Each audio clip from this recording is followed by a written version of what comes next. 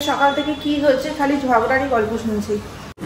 মাছের যা অবস্থা ছিল, যে আসল লোক সেই তো এসে পৌঁছাতে পারে না। সংসারে থাকতে গেলে সবকিছু মুখ বুঝে সহ্য করতে হয়, তারপর থেকে আসল স্ট্রাগলটা শুরু হয়। গুড মর্নিং সবাইকে, আজকে নতুন আরেকটি ব্লগে তোমাদের সকলকে স্বাগত জানাই। আমার চ্যানেলে যদি নতুন হও তাহলে চ্যানেলটি সাবস্ক্রাইব করে নিও, আর এই ভিডিওটা ভালো লাগলে একটা লাইক করে দিও। তো চলো আজকে দিনটা শুরু করা যাক। আজকে ওয়েদারটা ভীষণ সুন্দর আছে। ওই যে সামনে যে ইয়েটা দেখছো, প্যান্ডেলটা দেখছো, সেটাকে দেখো রাত্রেবেলা ঢেকে দিয়েছে। রাত্রে না, বিকালবেলার দিকে ঢেকে দিয়েছে পুরো ত্রিপাল দিয়ে, যেহেতু বৃষ্টি শুরু হয়ে গেছিলো। মানে জাস্ট পরশু দিনই মনে হয় প্যান্ডেলটাকে ইনস্টল করছিল, আর কালকে থেকেই বৃষ্টি। তারপর আবার সোলার কাজ করা আছে। যাই হোক, আজকে ওয়েদারটা বেশ ভালো আছে, ঠান্ডা ঠান্ডা। রাত্রেবেলা ভীষণ ঠান্ডা লাগছিল, জানলা ফাল্লা খুলে ঘুমিয়েছিলাম তো, হাওয়া ঢুকছিল। আর আজকে থেকে মিশুর স্কুল 8:30 থেকে হয়ে গেছে, এখনো ঘুমিয়ে আছে, অবশ্য ওঠেনি। ওর জন্য দুধ গরম করতে চাপিয়েছি, ভাত খাইয়ে আর পাঠাবো না, দুধ কলা মুড়ি খাওয়াবো। দুধটা গরমও হয়ে গেছে, হালকা হালকা গরম করলাম, মনে থাক ও উঠলে ওকে খাওয়াবো। চা খাবে নাকি গো? আজকে সকাল থেকে কারেন্ট নেই, 6টা থেকে মনে হয় না গো, 6টা থেকে কারেন্ট নেই। ব্যানানা মিল্কশেকটা বানিয়েও দিতে পারিনি, আর এখনো পর্যন্ত কারেন্ট আসেনি।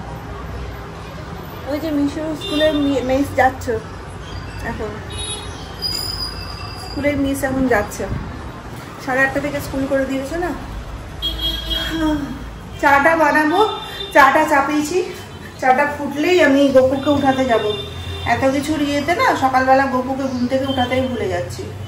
আর সকালবেলা থেকে কারেন্টটা নেই, ওই জন্য ঠাকুর ঘরে লাইটও জ্বলছে না, ওই জন্য মাথার মধ্যে থেকে বেরিয়েই গেছে। গপু ঘুমিয়ে আছে এখনো পর্যন্ত, 8:30 বাজতে চলো উঠাই। এই যে আমার চা ফুটে গেছে, ফুটে ঘন হয়ে গেছে। দুজনের চা আছে, আমার আর মাসির। বাড়িতে এদিক সেদিকে প্রচুর পিঁপড়ে হয়েছে, প্রচুর ছোট ছোট পিঁপড়ে এত বেরোচ্ছে, আর গোটা ঘর নোংরা করে দিচ্ছে। কোথা থেকে যে খাবার পাচ্ছে কি পাচ্ছে বুঝতে পারছি না, পুরো নোংরা করে দিচ্ছে ঘর। শুধু পায়ে লাগছে, খালি পায়ে হাঁটছি তো, আর খালি পায়ে হাঁটা অভ্যাস নেই, খালি মনে হচ্ছে পায়ে ধুলো লাগছে। এই যে চাটা বসি খাই, টাইম হয়ে গেছে। আমার কাজ শেষ, মিশুকে খাওয়ানো, রেডি করানো, সাজানো গোছানো সমস্ত কিছুই হয়ে গেছে। ওর বাবা রেডি হয়ে বসে আছে, টাইমের আগে রেডি হয়ে গেছে তো। এই কদিন যেহেতু 7:30টার সময় স্কুল যাচ্ছিলো, তাড়াতাড়ি উঠে যাচ্ছিল, ওই জন্য আজকে মনে হচ্ছে কত তাড়াতাড়ি রেডি হয়ে গেছে।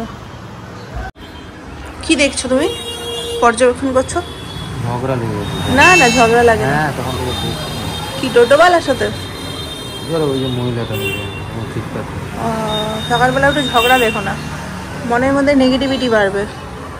যা ভালো জিনিস দেখো। এদিক সেদিকে যে প্যান্ডেলটা দেখো, কাজে দিবে, ঝগড়া দেখছে। কত টাইম, তাড়াতাড়ি স্নান দান হয়ে গেছে তো, ওই জন্য টাইম পেয়েছে, ঝগড়া দেখছে। চা আমি যখনই বানাই, চা আমার খাওয়া হবে না যতক্ষণ না মিশু স্কুল যাবে। চাটা বানিয়ে ফেলে রাখলাম, খাবো, ও বেরিয়ে যাক, শান্তি মনে বসে বসে খাবো। কি বলছে গপু? Good morning. গপু আজকে তোমার সাথে লেটে উঠেছে, ও ব্যাগ দিতে হবে তো, বিনা ব্যাগে চলে যাচ্ছে স্কুল। যেমন স্টুডেন্ট তেমন স্টুডেন্টের মা বাবা।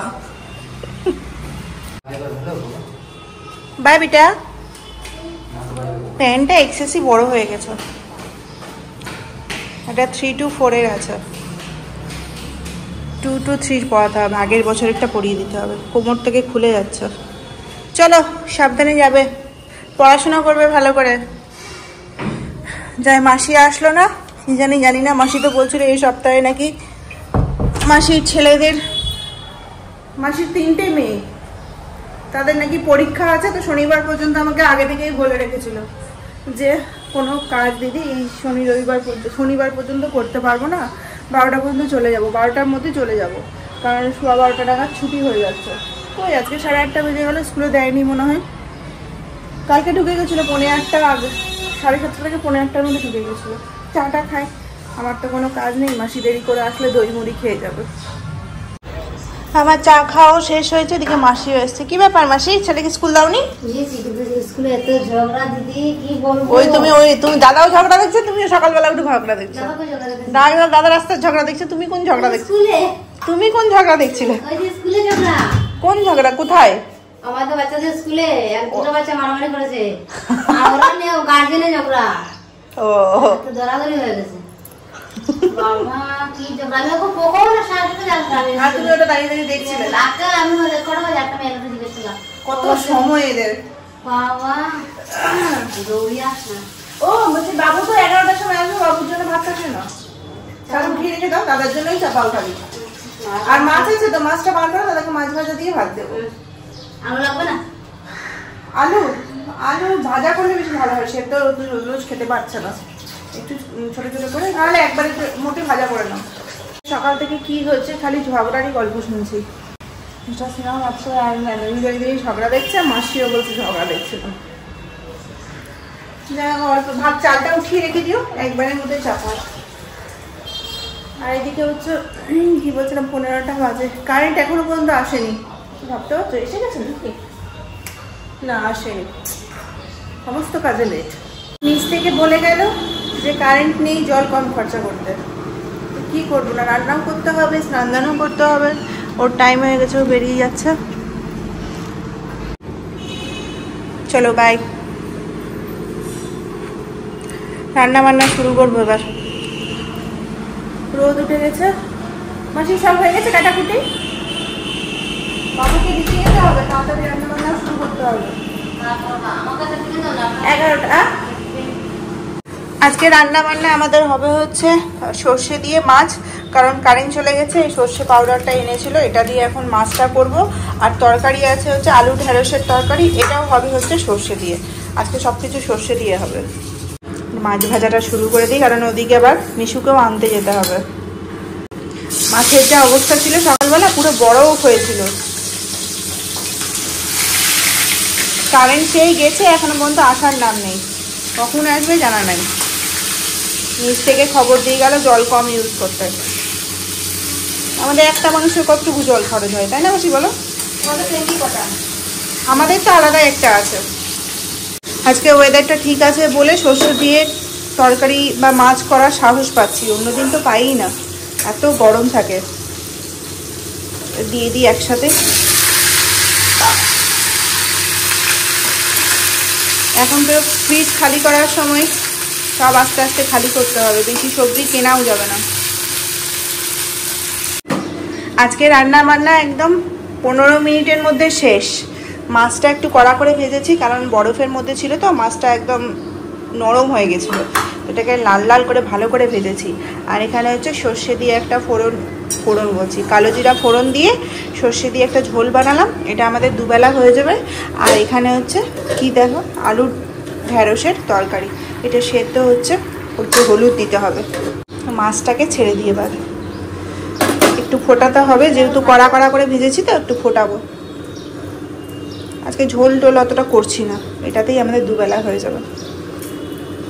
নামানোর সময় একটুখানি কাঁচা তেল দেবো, বাস রান্নাবান্না কমপ্লিট। এটা খেতেও ভালো লাগে, কদিন ধরে জিরা আদা রসুনের ঝোল খাচ্ছি মাছে, এটা একটু আলাদা হলো, দেখতেও ভালো লাগছে, খেতেও ভালো লাগবে।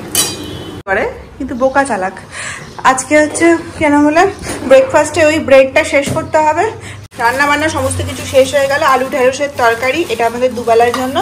আর এই হচ্ছে সর্ষে দিয়ে মাছ, সর্ষে দিয়ে মাছ। কালো জিরাটা একটু বেশি পড়ে গেছে। মাসির সাথে একদম তুমুল গল্প করছিলাম, করতে করতে হয়েছে। খুব সুন্দর হয়েছে দুটাই খেতে। হাতটা তিনটেই করো। সকাল থেকে মেঘলা মেঘলা ওয়েদার ছিল, কিন্তু এখন আবার রোদ উঠে গেছে, হালকা হালকা রোদও উঠেছে। জামা কাপড়গুলো শুকাবে। 10টা 20 বাজে, আমাদের রান্নাবান্না শেষ। 10টার সময়ই গেছিলাম রান্নাঘরে। এখন ব্রেডটা খাবো, দিয়ে কিছুক্ষণ বসবো, বসে পরে মিশুকে আনতে যেতে হবে। আবার নতুন করে শুরু হলো আনতে যাওয়া। 7:30টার সময় স্কুল যখন ছিল তখন একদিক থেকে ভালো ছিল, মিসেসনা নিয়ে এসে দিয়ে চলে যেত। এখন আবার আমাকে যেতে হবে। আর সব থেকে বেশি সমস্যা কি বলতো, সিঁড়িতে নামা আর ওঠা। নামাটা কষ্ট হয় না, ওঠাটাতে ভীষণ কষ্ট হয়। যেতে তো হবেই। খাই এখন, বাজে এখন 11:05। আমি বেরোচ্ছি, মিশুকে নিয়ে আসি। আজকে তো ছাতা ফাতা নিতে হবে না। সকাল সকাল চলে এসেছিলো হচ্ছে এই পার্সেলটা, যে বলেছিলাম ভাইদের জন্য অর্ডার করেছিলাম, এক্সচেঞ্জ করেছিলাম, সেটা অর্ডার চলে এসেছে। আসছি, হ্যাঁ মাসিও বেরিয়ে যাবে 12টার সময়, 12টার সময়, 12:15টার সময়। মাসির ছেলেদের ছুটি হবে হচ্ছে কটার সময় মাসি? 12টা নাগাদ ছুটি হয়ে যাবে। আজকে সকাল থেকে ফোনে চার্জ দেওয়া হয়নি, একদম চার্জ নেই, একদম লো আছে। এসে পরে ফোনে চার্জ দিতে হবে, না হলে এক্ষুনি অফ হয়ে যায়। ভেবেছিলাম নিয়ে যাবো না ফোনটা, তারপর আমরা নাস্তা যদি কিছু হয় তখন। অনেকদিন পর এই জায়গাটা তোমাদেরকে দেখাচ্ছি। মিশু স্কুল যাচ্ছিল না, দেখানো হচ্ছিল না, টোটো করব। পরশু দিন যে বাজারে গেছিলাম বাজার করতে, সেদিন গিয়ে পরে এই কর্পূরের কোটাটা নিয়ে এসেছিলাম। দাম কত বলবো, 100 কত যেন দাম নিয়েছে। কোথায় লেখা আছে দামটা, এই যে 195 টাকা দাম নিয়েছে। আজকে হচ্ছে বৃহস্পতিবার, মিশুকে স্কুল থেকে নিয়ে এসে তাড়াতাড়ি করে এখন পুজো করতে বসেছি। গোটা বাড়িতে দেখিয়ে আসি, কর্পূরের গন্ধ খুব ভালো লাগে। দেখো ছেলেটাকে, দেখো কোথায় পড়ে আছে। আসো এদিকে, আসো এদিকে, আসো, ওঠো ওঠো ওঠো, নমো করো। 12:30 বাজে, আমার পুজো টুজো হয়ে গেল। পুজো করতে করতে অনেকটা লেট হয়ে গেল। আজকে বৃহস্পতিবার, ওই জন্য একটু লেট হলো। আর মাসি তো কখন বেরিয়ে গেছে। আজকে গরমও লাগছে, সকাল থেকে বৃষ্টি বৃষ্টি ওয়েদার ছিল, ভালো ছিল। এখন আমার ওয়েদারটা চেঞ্জ হয়ে গেল। যাই হোক, পুজো করতে করতে ছুটে এসেছিলাম। মালদাতে কিছু জিনিস পার্সেল করেছিলাম, মানে অর্ডার করেছিলাম, সেগুলো এখানে ফোন আসছে, আমার ফোন নাম্বারে ওটিপি চাইছে। এটা একটা ভালো জিনিস হয়েছে। একদিক থেকে কী হয়, ওটিপি দিতে গিয়ে কোনো সময় ফোন না ধরতে পারলে প্রবলেম হয়ে যায়। কি মনে হলো, আমি আসলাম, দেখলাম যে ঠিকই ফোন এসছে, 2 মিনিটের মধ্যে ফোন চলে এসছে। দিয়ে মালদার ঘরে, এখানে আমি আছি, ও বুঝতেই পারছে না যে আমি কোথায়। আমি যে দূরে আছি ও বুঝতেই পারছে না ডেলিভারি বয়। যাই হোক, ঘরে সমস্ত জিনিসগুলো আসছে। আর কেন অর্ডার করছি, কার জন্য অর্ডার করছি, সেগুলো আমি এখানে ওখানে কার জন্য জিনিস যাচ্ছে, এগুলো তোমরা আস্তে আস্তে যখন আমি মালদা যাবো জানতে পারবে। বাজে এখন 1:15 মতো। আমাদের খাওয়া দাওয়ার সময় হয়ে গেছে। মিশুরটা মেখে মুখে রেডি হয়ে গেছে, আমারটা এই যে নিয়ে যাব এখন। আগে মিশুরটা নিয়ে যায়, বসে আছে ছেলে খাওয়ার জন্য। চাই খাইয়ে দিই। মিশুকে কেবলই পড়াশোনা করিয়ে উঠলাম। দুপুরবেলা তো বৃষ্টি হয়েছিল একটু, কিন্তু এখন কোনো খবর নেই, বৃষ্টি বৃষ্টি চলে গেছে। শুধুমাত্র জামা কাপড়গুলোই শোকায়নি, ওগুলোকে আবার তুলে, জামা কাপড় না শুকালে আমার একটা কি প্রবলেম হয় বলো তো, আমার যে পাশের ঘরটা ওটা তো এরকমই স্টোরেজ হয়ে রয়েছে। তারপর যদি মানে ভেজা জামা কাপড়গুলো না শুকায়, তাহলে ওই ঘরটা মানে ঢোকার মতো থাকে না। সব তার তো টাঙানোই আছে, তো ওই তারেই মেলে রাখতে হয়। আর সমস্ত মানে যাওয়া আসা করতে গেলে কি হয়, গায়ে লাগে ভেজা জামা কাপড়গুলো, খুব বিরক্ত লাগে। কখন আসবে জানি না। এইদিকে কি বলতো, সবাইকে দেখছি বাজার করতে যাচ্ছে বা বাইরে বেরোচ্ছে। সংসারে থাকতে গেলে সবকিছু মুখ বুঝে সহ্য করতে হয়। আর আমাদের তো এখনো কিছু কাজ বাকি আছে, সেগুলো এখনো পর্যন্ত হলো না। জানি না কবে হবে। নেক্সট উইকের এন্ডের দিকে আমরা বেরিয়ে যাব কলকাতা।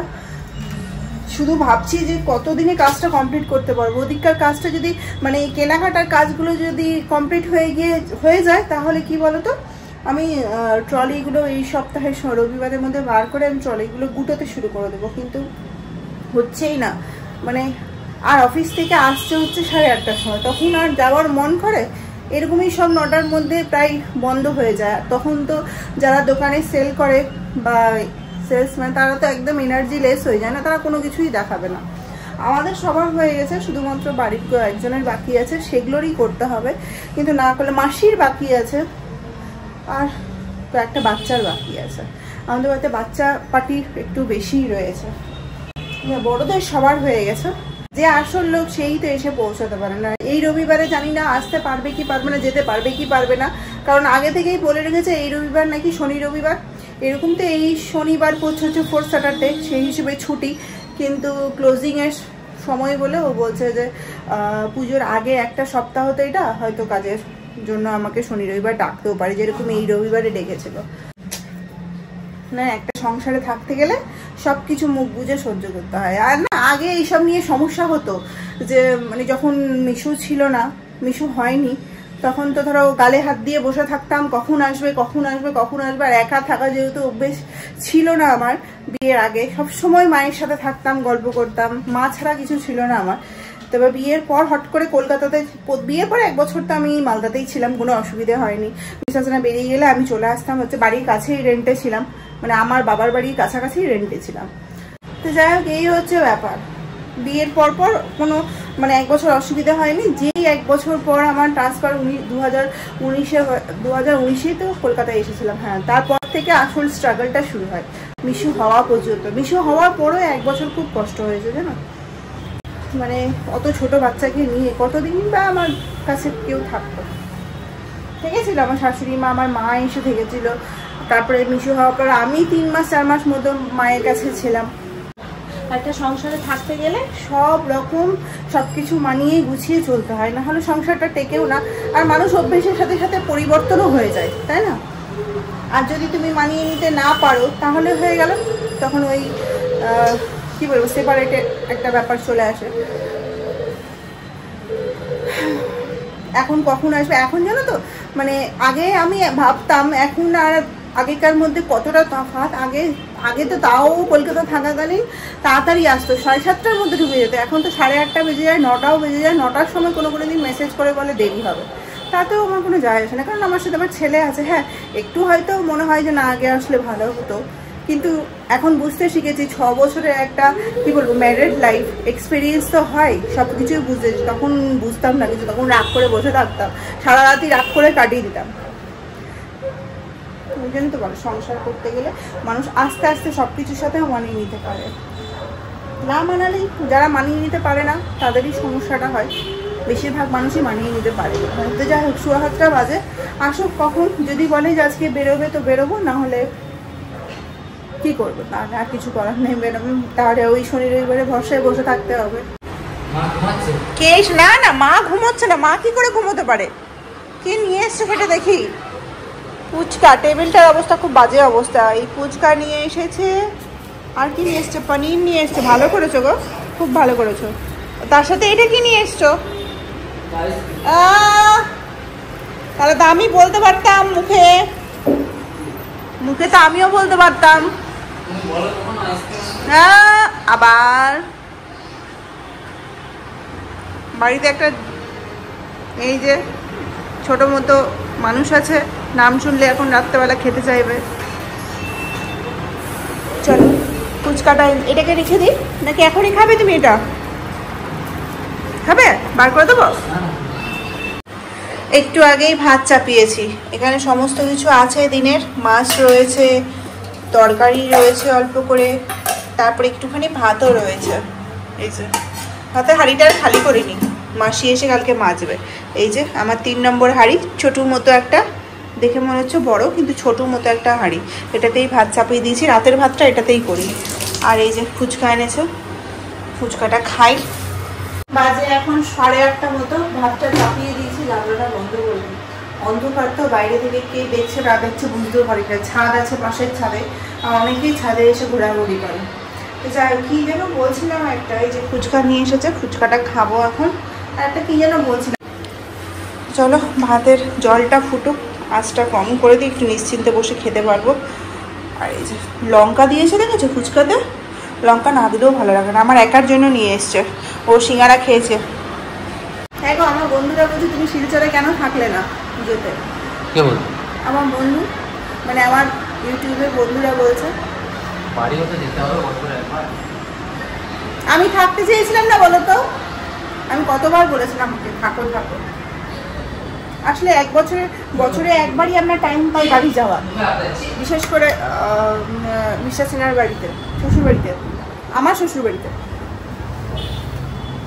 ওই জন্য পরে তো আর হয় না, না এই ছুটিটা কেটে গেলে আর যাওয়ার চান্স পাবো না, ওই জন্য বিশেষ করে যাওয়া। না, কালকে মিশরের স্কুলও আছে, ভেবেছিলাম 9:30টার মধ্যে খাওয়া দাওয়া কমপ্লিট করে 10টার মধ্যে বিছানাতে চলে যাব। তাহলে কি রাতের ঘুমটা যদি একটু বেশি সময় ধরে ঘুমাতে, বিছনায় যখন যাই তার 1 ঘন্টা 1.5 ঘন্টা পর ঘুমাই, কারণ আমরা মিশু ঘুমাই, তারপরে আমরা একটু ফোন নিয়ে এদিক ওদিক দেখি, দেখতে গিয়ে 12টা বেজে যায়। কিন্তু শুলে যদি একটু তাড়াতাড়ি ঘুমানো যায় না, তাহলে একটু বাসি ভালো ঘুমায়। বৃষ্টি পড়ছে না, মাঝখানে একটু বৃষ্টি পড়ছিল ওই 9টার দিকে, ঝিঝি ঝিঝি করে, তারপরে শেষ বৃষ্টি। ঠিক আছে চলো। কি হলো গো, কি বলছিল গো?